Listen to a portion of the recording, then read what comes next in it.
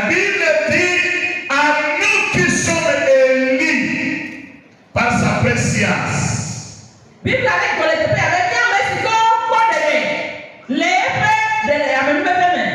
par la sanctification de l'esprit. Le Seigneur nous a élus.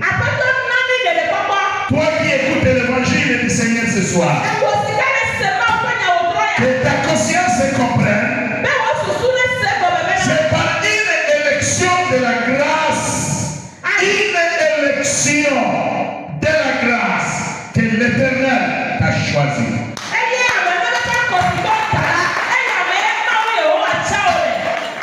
Par sa préscience, c'est-à-dire par sa propre volonté, par sa souveraineté. L'élection est passée au trône de la grâce par sa préscience, par sa souveraineté.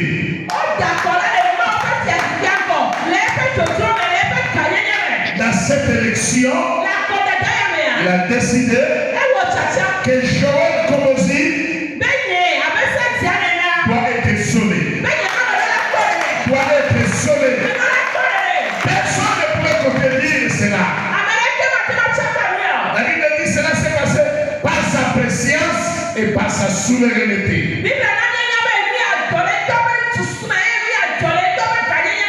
À part la sanctification de l'esprit, afin qu'il devienne obéissant et qu'il participe à l'aspersion de son sang.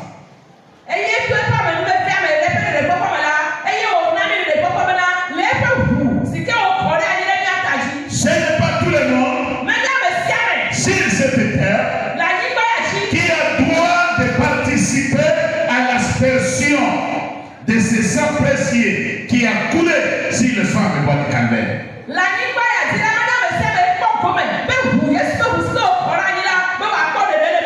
C'est ça qui a coulé sur le sang de bois de Calvaire. La Bible dit quand cela a touché la terre,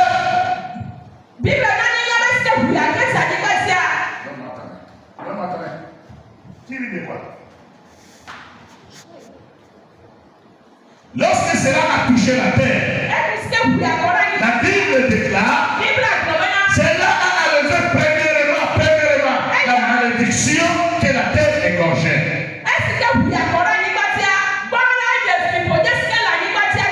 Et cela a intercédé en faveur de l'homme qui était sous la prise du diable, sous la malédiction. Le sang de Jésus. La Bible dit qu'il nous a élus pour que nous participions à l'aspersion de son sang. Le sang qui a touché les coins hostiles de la terre, les parties hostiles de l'homme, afin que l'homme récupère son état initial, l'état de la sanctification.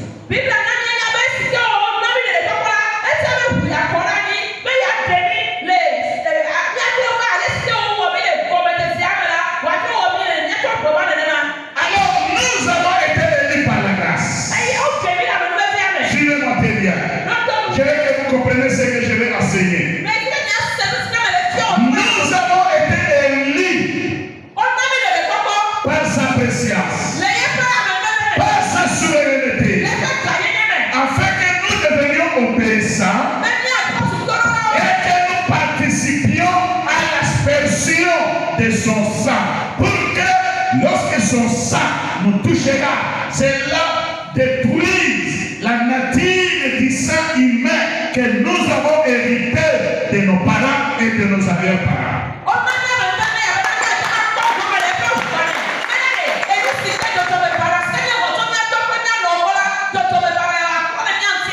Le sang qui circule en nous, c'est le sang de nos parents. La Bible dit nous avons hérité cela à de vaines manières, de mauvaises choses qui sont sorties de nos parents à travers le sang qui circule à toi. Les enfants ont hérité la sorcellerie parce que les parents avaient la sorcellerie. Les enfants ont hérité la malédiction malédiction parce que les parents avaient la malédiction. Cela se communique comment? Par les sangs. Quand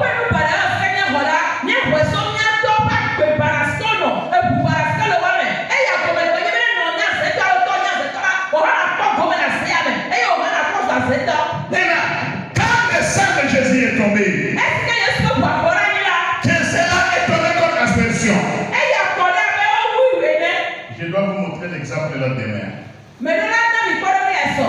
Amen.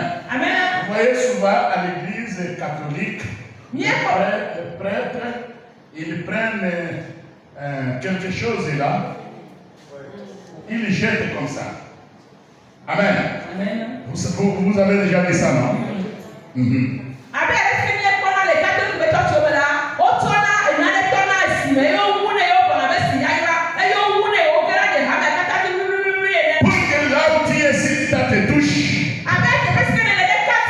C'est une prière pour que tu sois béni. Amen. Maintenant, le sang de Jésus, la Bible dit cela a été aspergé de cette manière-là. Pour que partout là où tu es, dans n'importe quelle famille, dans n'importe quel trou, dans n'importe quel lieu, si tu as été élu, et tu lui appartiens, le sang qui s'asperge là, cela te touchera. Pour que cela change la nature de ton sang. C'est automatique. Dès que cela te touche, le sang humain, de la nature humaine, de la nature de nos parents, que nous avons hérité pour nous souffrir, cela libère. Et le sang de Jésus, le sang de l'alliance, le sang de la nouvelle alliance, récupère immédiatement notre place de la vie.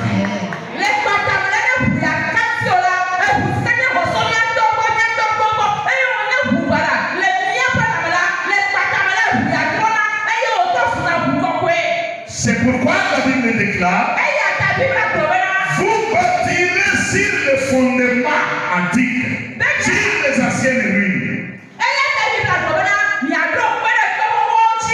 Cela veut dire, de par le sang de nos parents, c'est de faux fondements qui nous attirent la souffrance, qui nous attirent la malédiction, qui nous attirent les échecs.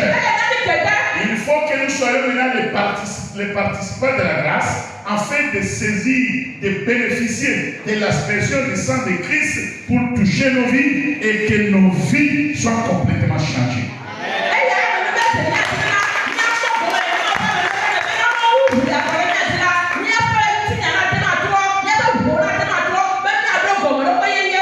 Écoutez le verset 3.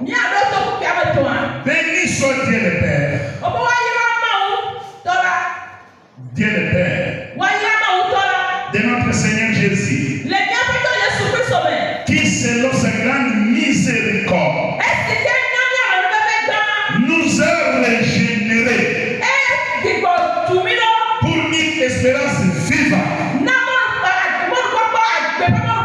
La Bible dit pour sa grande miséricorde, c'est-à-dire quand le Seigneur est en vie, quand il m'a vu de la famille dont nous sommes dedans, de ce lien du sang qui est en nous, le Seigneur a eu pitié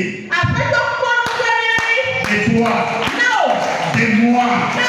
La miséricorde, c'est-à-dire une pitié très élevée.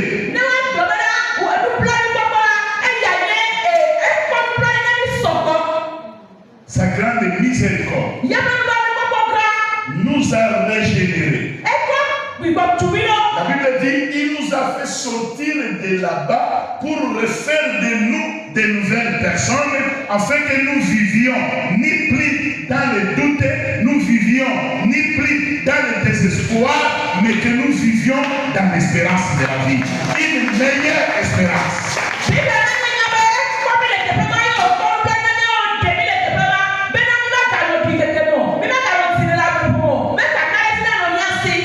Par la résurrection Jésus-Christ. Il a fait le monde. Mon bien-aimé dans le Seigneur, cela veut dire, avant que ces choses se passent, le sang qui circulait en toi, que tu as hérité de tes pères, ce sang n'avait pas un espoir de la vie pour toi. Donc tu t'as cheminé sur un chemin de la mort, car tu n'avais aucune espérance. Mais Dieu, voyant de pitié, a eu de pitié pour nous, il nous a fait tirer de cette voie-là. Il nous a tiré de cette voie-là. Et maintenant, il nous a régénérés. Alléluia. S'il nous met sur un chemin de la voie, par la mort et la résurrection de notre Seigneur. En fait, que nous vivions non plus dans le désespoir, mais nous vivons avec une assurance ferme que j'ai la vie.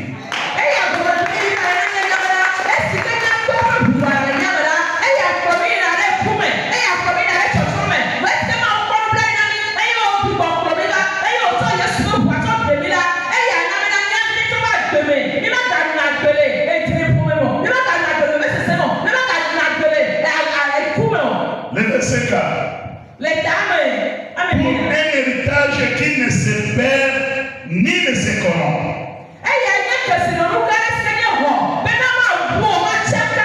Ni souillé, ni flétri, lesquels vous est réservé dans les cieux. Alors, quand il a eu pitié de moi et toi, il a eu cette miséricorde. Il a vu la voie que nous apprêtions. Il n'y a pas d'espérance. Il n'y a pas la vie. Il a préféré de nous tirer de là. Premièrement, pour nous donner l'espérance. Deuxièmement, cela est devenu un héritage pour moi et toi. Cet héritage-là, cela ne serait jamais détruit. Cela ne serait jamais corrompu. Personne ne nous arrachera cela. C'est pour moi, c'est pour toi.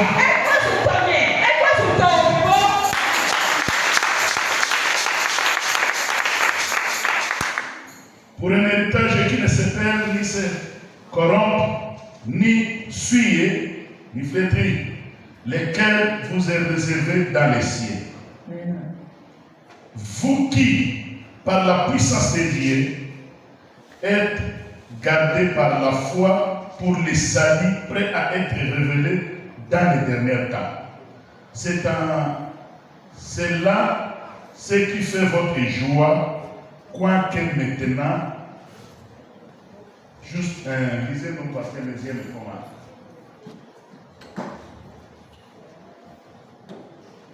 Verset 6. Le verset 6. C'est là ce qui fait votre joie. Quoique maintenant, puisqu'il le faut, vous soyez attristés pour un peu de temps par diverses épreuves. Alléluia. Amen. C'est là qui fait notre joie. L'apôtre Paul dit, la souffrance de l'état actuel, cela ne pourra pas être comparé à la gloire à venir. Amen. Il y a la gloire qui est devant. Cette gloire, nous allons expérimenter cela. Ce n'est pas de mensonge, ce n'est pas de la racontage, mais c'est une réalité. Le Seigneur nous a promis, cela s'accomplira.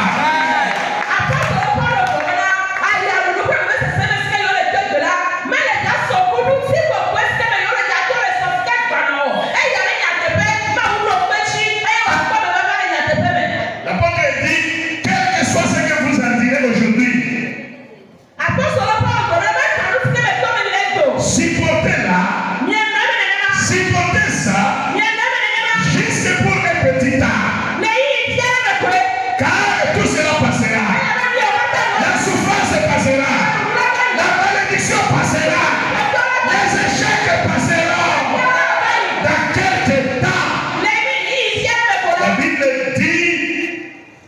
gloire, ici on a parlé de la gloire au terme du salut.